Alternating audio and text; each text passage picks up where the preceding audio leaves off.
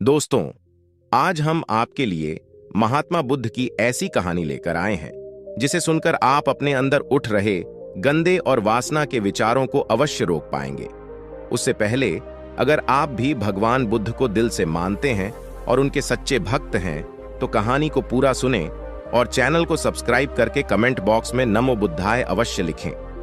एक बार एक युवक गौतम बुद्ध के पास आया और गौतम बुद्ध से बोला कि है बुद्ध, मेरे मन में इतने गंदे विचार क्यों आते हैं? मैं नहीं चाहता कि मेरे मन में गंदे विचार आए, पर मेरे मन में हमेशा काम वासना के विचार चलते रहते हैं और मैं इनके बारे में सोच सोच कर बहुत परेशान हूं। मेरी ऊर्जा और समय यह सब सोचने में ही नष्ट हो जाता है और इन सब के विचारों की वजह से मैं कभी भी शांत नहीं रह पाता और मैं हमेशा ही स्त्रियों को देखकर मोहित हो जाता हूं, अपने आप को रोक ही नहीं पाता। बुद्ध मुस्कुराए और उन्होंने उस युवक से पूछा, क्या तुम्हें पता है यह काम वासना होती क्या है? फिर उसने ने उत्तर दिया और कहा, बुद्ध, मैं यह तो नहीं जानता कि काम वासना होती क्या है, पर हां, यह जो भी है बहुत बुरी चीज है। फिर बुद्ध ने उस युवक से कहा कि सबसे पहले तो तुम्हें यह समझना है कि प्राकृतिक रूप से जो भी चीज हमारे अंदर है वह बुरी नहीं है। हमारे जीवन में उसकी कुछ ना कुछ जरूरत है। वासना कोई बुरी बात नहीं है। ये तो हमारे मन की एक भावना है जो हमें किसी ना किसी चीज की कमी का एहसास करवाती है और फिर हम उस चीज को पाने के लिए उस चीज की तरफ आकर्षित हो जाते हैं। जैसे अगर तुम्हारे पास धन की कमी है तो तुम में धन पाने की वासना उत्पन्न हो जाएगी। तो वासना कुछ और नहीं, बस एक प्रकार की कमी है, जो कि एक प्रकार की जरूरत का एहसास है। और जब यह जरूरत शारीरिक हो तो हम इसे काम वासना का नाम देते हैं। युवक ने गौतम बुद्ध को कहा कि बुद्ध, मुझे काम वासना का मतलब तो समझ में आ गया, पर आप मुझे यह बताइए कि यहां आती कहां से हैं और कैसे आती है? गौतम बुद्ध ने कहा कि काम वासना कहीं से आती नहीं है, ये तो हमारे अंदर ही होती है और इसका होना तो जरूरी भी है, तभी तो मानव जाति का विस्तार होगा। युवक ने कहा, जब ये हमारे अंदर ही है और जरूरी भी है तो फिर लोग इसे गलत क्यों बोलते हैं? बुद्ध ने कहा कि यही तो समस्या है। लोगों ने काम वासना को गलत तरीके से सोच लिया है, इसे छुपाने की, दबाने की कोशिश करते हैं। काम वासना गलत नहीं है, बल्कि काम वासना का गलत तरीके से प्रयोग करना गलत बात है। लोग जिससे प्रेम करते हैं बस उसी के लिए जीने लग जाते हैं, उसे पाना ही अपना मार्ग बना लेते हैं और उसी के बारे में हमेशा सोचते रहते हैं, पर यह सब गलत है। बुद्ध ने युवक से कहा, क्या तुम्हें पता है जानवरों में भी काम वासना होती है? युवक ने उत्तर दिया, हां बुद्ध, जानवरों में भी काम वासना होती है, क्योंकि जानवर भी तो आखिर अपने वंश को आगे ले जाएंगे। बुद्ध ने कहा, तो फिर हम जानवरों के काम वासना को गलत क्यों नहीं कहते? युवक ने कहा, मुझे नहीं पता महात्मा, आप ही मुझे बताइए। गौतम बुद्ध ने कहा कि जानवर अपनी काम वासना का प्रयोग आनंद प्राप्ति के लिए नहीं करते, वह तो सिर्फ संतान उत्पत्ति करने के लिए काम वासना का उपयोग करते हैं। जानवरों को प्रकृति ने इतनी समझ नहीं दी कि वह काम वासना को अपने सुख का आधार बना सके। मनुष्य अपनी समझ के बलबूते पर प्रकृति में पाई जाने वाली प्रत्येक वस्तु को अपने सुख के लिए प्रयोग करता है। हम इंसानों ने ही काम वासना को अपने सुख का साधन बना लिया है, जबकि प्रकृति ने तो हमें अपने वंश को आगे अग्रसर करने के लिए दिया था, लेकिन इंसानों ने इसे अपने जीवन का परम लक्ष्य बना रखा है और इस तरह से काम का आ जाना गलत है। युवक ने पूछा, महात्मा जी, यह काम वासना हम पर हावी क्यों होती है? क्यों यह हमेशा क्यों आ जाती है? तब गौतम बुद्ध ने कहा कि सुनो, अब जो मैं तुम्हें बताऊंगा उसे तुम ध्यानपूर्वक सुनना। काम वासना का सारा खेल तुम्हें समझ आ जाएगा, तुम्हें तुम्हारे सारे सवालों का जवाब मिल जाएगा। बस तुम्हें ध्यान से सुनकर समझना है। एक बार की बात है, एक आश्रम में गुरु और उनके शिष्य रहा करते थे, जो रोजाना आश्रम के बाहर स्थित गांव में भिक्षा लेने के लिए जाते थे। उस आश्रम का एक शिष्य जिस गांव में भिक्षा लेने जाता था, उस रास्ते में एक नदी मिलती थी। एक दिन उसने देखा कि एक युवक वृक्ष के पीछे छिपा है। वह उस युवक के पास गया और उससे जाकर बोला, भाई, तुम इस वृक्ष के पीछे छिपकर क्या देख रहे हो? युवक ने कहा, अरे तुझे नहीं दिख रहा है क्या कि मैं क्या देख रहा हूं? तब शिष्य ने नदी की तरफ देखा तो वहां पर कुछ युवतियां पानी भर रही थीं। तब उसने उस युवक से कहा, अरे भाई, वहां पर तो युवतियां पानी भर रही है, इसमें छिपकर देखने वाली क्या बात है? तब वो युवक शिष्य की तरफ देखकर उससे कहता है, अरे पागल, तुम्हें दिखाई नहीं दे रहा है क्या कि कैसे यह परियां नदी से पानी निकाल रही है? जरा उनकी अदाओं को तो देखो, उनके कोमल शरीर को देखो, उनकी पतली कमर मटके को उठाते समय बाल खाती है और उनके बाल उनकी कमर पर कैसे लहरा रहे हैं, मानो सुंदरता बिखर रही हो। शिष्य ने फिर नदी की तरफ देखा और इस बार वह इसे देखता ही चला गया। अभी तक तो कुछ भी नजर नहीं आ रहा था और वह बिल्कुल निर्भय था। उसे किसी भी बात का कोई डर नहीं था। लेकिन अब वो छिपने लगा और उन युवतियों को देखने लगा, और जब वो छिपकर उन युवतियों को देख रहा था तभी वह अचानक अंदर से कांप गया और उसने कहा कि यह मैं क्या कर रहा हूं? मैं जो कर रहा हूं वह सही नहीं है, मुझे यहां से चले जाना चाहिए। और फिर वह जल्दी से वहां से चला गया। वो आश्रम पहुंच जाता है। आश्रम जाकर वो अपने कार्यों में लग गया, लेकिन जो अभी वह देखकर आया था वहीं उसकी आंखों के सामने बार बार आ रहा था। उसके मन में वही दृश्य चल रहा था। उसका मन वही सब कुछ देखने के लिए उतावला हो रहा था। उसका किसी भी काम में मन नहीं लग रहा था। सुबह होते ही वह जल्दी ही भिक्षा के लिए आश्रम से निकल जाता और उस नदी के पास वाले वृक्ष के पास जाता जहां पर वह युवक पहले से मौजूद रहता था। उसके साथ मिलकर युवतियों को छुप छुप कर देखता था। अब वह रोज ऐसा करने लग गया। यह उसके रोज का काम हो गया। अब उस शिष्य का मन कोई भी काम में नहीं लगता था। वो हमेशा ही किसी न किसी प्रकार के विचार में उलझा रहता। वो आश्रम के कार्यों को भी ठीक तरीके से नहीं कर रहा था। न वो ठीक से सो पाता था, न वो ठीक से खाना खा पाता था। उसका मन बेचैन सा रहता था। उसका मन बार बार उन युवतियों के सौंदर्य को देखने के लिए लालायित होता रहता था। जब गुरु दीक्षा देते तब भी उसका मन कहीं और विचारों में खोया रहता था। गुरु ने अपने शिष्य की इन हरकतों को भांप लिया था। तब एक दिन गुरु ने शिष्य को अपने पास बुलाया और कहा कि आज से मैं भी तुम्हारे साथ भिक्षा मांगने चलूंगा। तुम और मैं साथ साथ भिक्षा मांगने चलेंगे। तभी शिष्य गुरु को मना करते हुए बोला, नहीं गुरुदेव, आप परेशान क्यों हो रहे हो? मैं अकेला ही ठीक से भिक्षा मांग सकता हूं। गुरु ने शिष्य से कहा कि ठीक है, तुम अकेले ही भिक्षा मांगने जाओ। शिष्य तुरंत वहां से भिक्षा मांगने के लिए निकल गया। उसके जाने के बाद गुरु भी आश्रम से निकल गए और शिष्य का पीछा करने लगे कि वो कहां जाता है, किससे मिलता है। ये सब देखने के लिए उसके पीछे पीछे चलने लगे। कुछ आगे जाने के बाद गुरु ने देखा कि उनका शिष्य एक युवक के साथ एक वृक्ष के पीछे अपराधी की तरह छिपा हुआ है और छिपकर कुछ देख रहा था। गुरु भी अपने शिष्य के पीछे गए कि आखिर उनका शिष्य क्या देख रहा है, जिसे देखने के लिए वो वृक्ष के पीछे अपराधियों की तरह छिपा हुआ है। गुरु ने देखा कि उनका शिष्य वृक्ष के पीछे छुपकर युवतियों को देख रहा था जो कि नदी से पानी भर रही थी। तभी गुरु ने शिष्य को कहा कि तुम क्या देख रहे हैं? अपने गुरु की आवाज सुनकर वह शिष्य घबरा गया और उसके पसीने छूटने लगे। वह थर थर कांपने लगा, जैसे किसी चोर को चोरी करते समय रंगे हाथों धर लिया हो। उसकी हालत खराब हो गई। वह कुछ भी नहीं बोल रहा था। उसके मुंह से कुछ टूटे फूटे शब्द ही बाहर निकल रहे थे। वो अपने गुरु से नजर भी नहीं मिला पा रहा था।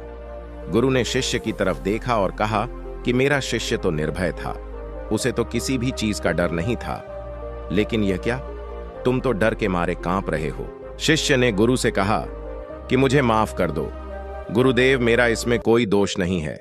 उस युवक ने मुझे बहका दिया था, लेकिन आपसे मैं वादा करता हूं कि आज के बाद मैं ऐसा कभी दोबारा नहीं करूंगा।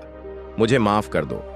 गुरु ने शिष्य से कहा कि कोई बात नहीं, पर इस बात का तुम ध्यान रखना कि हम जैसी संगति करते हैं वैसा ही फल हमें प्राप्त होता है। उसके विचार हमारे अंदर प्रवेश करते हैं, इसीलिए अच्छी संगति करो जिससे तुम्हारे अंदर अच्छे विचारों का प्रवेश हो। फिर गुरु और शिष्य आश्रम लौट आए और फिर से आश्रम के कार्यों पर ध्यान देने लगे। उसने उस रास्ते को त्याग दिया और दूसरे रास्ते से जाने लगा। वो अपने काम को ध्यान से करता, लेकिन धीरे धीरे उसके अंदर क्रोध उत्पन्न हो गया और फिर वो दूसरों पर क्रोध करने लगा और बेचैन रहने लग गया। अब वो सही समय पर भोजन भी नहीं करता था। वह भोजन भी बहुत कम खाता था। एक रात गुरु शिष्य के पास आए और उसे बोले कि अब तक तुम कितनी बार अपने वादे से मुकर चुके हो। यह सुनकर शिष्य अपने गुरु के चरणों में गिर गया और रोने लगा। रोते रोते ही उसने गुरु से कहा कि गुरुदेव, मैं कई बार अपना वादा भूला हूं, फिर वादा कर लेता हूं, लेकिन हर बार मैं वादा भुला देता हूं। मेरा मन मेरे नियंत्रण में है ही नहीं। मैं बहुत कोशिश करता हूं कि मैं अपने मन से सारे बुरे विचारों को निकाल डालूं, लेकिन मैं चाह कर भी ऐसा नहीं कर पा रहा हूं। फिर गुरु ने शिष्य को कहा कि चलो मेरे साथ। गुरु शिष्य को आश्रम के बगीचे में लेकर गए और शिष्य से कहा कि देखो, यहाँ पर कुछ नाली बनी हुई है जिससे नदी का पानी इन पौधों तक आ रहा है और यह पानी एक निरंतर भाव से बह रहा है। क्या तुम इस पानी के बहाव को रोक सकते हो? शिष्य ने कहा कि हाँ गुरुदेव, मैं इस बहाव को रोक सकता हूं। फिर शिष्य ने मिट्टी उठाकर उस नाली में डाल दी। वो पानी कुछ देर के लिए रुक गया और फिर कुछ समय बाद मिट्टी के ऊपर से पानी बह गया। गुरु ने शिष्य से कहा, अरे यह क्या, ये तो पानी रुका ही नहीं। फिर शिष्य ने कुछ मिट्टी पत्थर उठाकर उस नाली में डाल दिए और फिर कुछ समय के लिए पानी रुक गया, लेकिन फिर उस पत्थर के ऊपर से पानी निकल आया। फिर गुरु ने कहा कि यह क्या हुआ, पानी तो फिर से बह गया।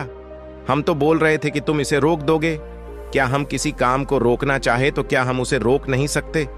तब शिष्य ने कहा, कोई बात नहीं गुरुदेव, मैं इस पानी को तो आपको रोक के दिखाऊंगा। वह फिर से एक भारी सा पत्थर लेकर आया और उसे नाली पर डाल दिया और पानी रुक गया। तब गुरु से कहा कि देखा गुरुदेव, मैंने कहा था ना कि पानी को मैं रोक दूंगा। मैंने पानी को रोक दिखाया। आपकी बात मैंने पूरी कर दी। गुरु मुस्कुराए और बोले, अच्छा जरा ध्यान से देखो, पापा ही रुक गया क्या? वो तो पीछे की नाली से बाहर आ गया और अगल बगल से बह रहा है। और ध्यान से देखो, इस पत्थर के आगे भी आ गया और ये पानी अपना रास्ता बदलकर फिर से आगे की तरफ बह जाएगा। और फिर कुछ देर बाद ऐसा ही हुआ। फिर गुरु ने शिष्य को समझाया कि तुम्हारे साथ भी तो ऐसा ही चल रहा है। तुम बार बार प्रयास कर रहे हो, पर हर बार तुम्हारा प्रयास टूट रहा है और यह हमेशा टूटता ही रहेगा। तुम कितना भी मिट्टी पत्थर रख लो, लेकिन पानी तो अपना रास्ता बना ही लेगा। यह सब देखकर शिष्य ने गुरु से कहा कि हे गुरुदेव, क्या कोई तरीका नहीं है जिससे मैं गंदे विचारों से बाहर निकल सकूं और यह मेरे मन में आए ही नहीं। गुरु शिष्य को एक नदी के पास ले गए जहां से उस बगीचे में पानी आ रहा था। गुरु ने शिष्य से कहा, वो पानी इसी नदी से जा रहा है। अगर हम यहीं से उस रास्ते को बंद कर दें जहां से पानी बगीचे में जा रहा है, अब क्या हम पानी को रोक नहीं सकते? शिष्य ने कहा कि हाँ गुरुदेव, अवश्य ऐसा हो सकता है। मैं इस पानी को यहीं से बंद कर देता हूं, तब आगे की नाली में पानी जाएगा ही नहीं और फिर बगीचे में पानी जाएगा ही नहीं। फिर शिष्य ने नदी से जाने वाले रास्ते को बहुत मेहनत करके पत्थर और मिट्टी डाल डालकर बंद कर दिया और गुरु से कहा कि गुरुदेव, मैंने पानी को बंद कर दिया है, अब यह पानी बगीचे में जाएगा ही नहीं। तब गुरु ने कहा कि अगर पानी बगीचे में नहीं जाएगा तो पौधों को पानी कहां से मिलेगा? उन पौधों को तो पानी की आवश्यकता है और उन पौधों में कुछ पौधे तो ऐसे हैं जिनको रोज पानी की आवश्यकता है। वह तो मुरझाकर मर ही जाएंगे, उनका क्या होगा? पानी तो हमें खोलना ही होगा। शिष्य ने गुरु की बात सुनकर वापस नदी से जाने वाले पानी का रास्ता खोल दिया। तब गुरु ने शिष्य से पूछा कि अगर हम इस नदी के पूरे पानी को बगीचे की तरफ कर दें तो क्या होगा? तब शिष्य ने जवाब दिया कि गुरुदेव, वहां पर जितने भी पौधे हैं वो गल कर नष्ट हो जाएंगे, वहां पर कुछ नहीं बचेगा। फिर गुरु मुस्कुराए और बोले, तुम इस बात को समझो कि हमें किसी भी चीज को रोकना नहीं है, बस हमें हमेशा संतुलन बनाए रखना है। कम पानी से भी पौधे नष्ट होते हैं और ज्यादा पानी से भी पौधे नष्ट होते हैं। हमारा जीवन संतुलन से ही चलता है। गुरु ने शिष्य से कहा कि अगर मैं तुम्हें कहूं कि तुम आम के बारे में मत सोचो तो तुम्हारे मन में सबसे पहले किसका चित्र आएगा? शिष्य ने कहा कि गुरुदेव, मेरे मन में तो पहला चित्र आम का ही आएगा। गुरु ने कहा कि जब हम गंदे विचारों को जबरदस्ती रोकने का प्रयास करते हैं तो वह और मजबूती के साथ हमारे अंदर प्रवेश करते हैं, हमारे अंदर उठते हैं। इसीलिए हमें उन्हें कभी भी दबाने की कोशिश नहीं करनी चाहिए। फिर गुरु ने शिष्य को समझाते हुए कहा कि हमारे गंदे विचार बुरे लोगों की संगति करने की वजह से भी आते हैं। कई बार क्या होता है कि कामुकता हमारे अंदर होती नहीं है, लेकिन कुछ अश्लील लोगों के साथ रहने की वजह से ये हमारे अंदर हावी हो जाती है। फिर शिष्य ने कहा कि गुरुदेव, आप सही कह रहे हैं, मैं अपने मार्ग से भटक गया था। फिर वह शिष्य उस रात बहुत ही चैन की नींद सोया। सुबह अपने कार्यों को पूरे मन से किया और फिर सुबह वो भिक्षा लेने के लिए उसी रास्ते से गया जहां वह युवक आज भी वृक्ष के पीछे छुपकर उन युवतियों को देख रहा था। वह शिष्य नदी पर गया जहां वह युवतियां पानी भर रही थीं। उसने उनसे पानी मांगा। उनमें से एक ने उसे पानी पिलाया और उस सन्यासी शिष्य के चरण छुए। शिष्य ने उसे आशीर्वाद दिया कि तुम्हारा कल्याण हो। उसका मन सकारात्मक ऊर्जा से भर गया। उसके चेहरे पर मुस्कान आ गई थी, जैसे कि उसे कुछ खोया हुआ वापस मिल गया हो। वह वापस अपने रास्ते से जाने लगा। तभी पीछे से वह युवक आ गया जो वृक्ष के पीछे छुपा हुआ था। वह शिष्य के पास आया और बोला कि क्या बात है, आज तो तुमने नजदीक से दर्शन कर लिए, तुम तो मुझसे भी आगे निकले। तब शिष्य ने कहा कि हम हमेशा दूसरे के दर्शन करने में ही व्यस्त रहते हैं, अपने दर्शन कर ही नहीं पाते। तुम कब तक इस वृक्ष के पीछे छुपते रहोगे? किसी को पसंद कर लो, उससे बोल दो। अगर वो भी तुम्हें पसंद करती है तो शादी कर लो, और उससे पहले तुम कुछ बन जाओ। अपने आप को पहचान लो। ऐसे अपना समय बर्बाद मत करो।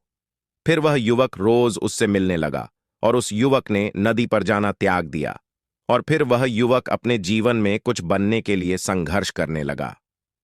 तो तुमने देखा संगति का असर क्या होता है। अपनी संगति बदलो, अपने विचार बदलो। बुद्ध ने युवक से पूछा कि क्या तुम्हें तुम्हारे सारे सवालों का जवाब मिल गया? तब युवक ने कहा कि हाँ महात्मा जी, आपका बहुत बहुत धन्यवाद। तब गौतम बुद्ध ने युवक से कहा कि जब तुम्हारे मन में गंदे विचार आए तब आप अपने आप को दोषी मत मानो।